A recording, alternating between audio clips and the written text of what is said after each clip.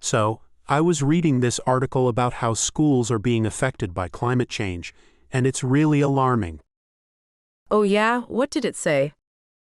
Absolutely. The article also mentioned how some schools are investing in things like air conditioning and shade structures to make the school environment more comfortable for students and staff. It's amazing how much schools are doing to adapt to climate change. It's a real challenge, but they're finding creative solutions. It's definitely a challenge, but it's encouraging to see schools taking action.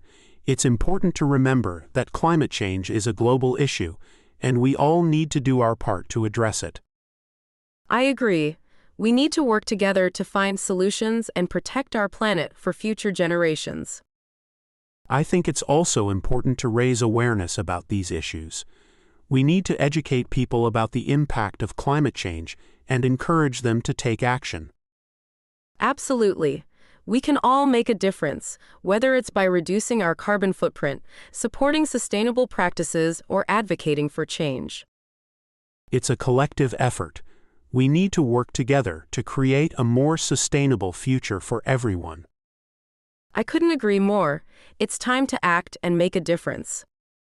Well, it talked about how schools in hot climates are experiencing extreme heat, and it's impacting student learning and health. They're having to close schools because it's just too hot for kids to be outside. That's terrible. I can't imagine having to deal with that kind of heat, especially when you're trying to learn. Right. And it's not just about the heat itself, but also the impact on infrastructure. The article mentioned how asphalt playgrounds and roofs absorb heat, making the school buildings even hotter.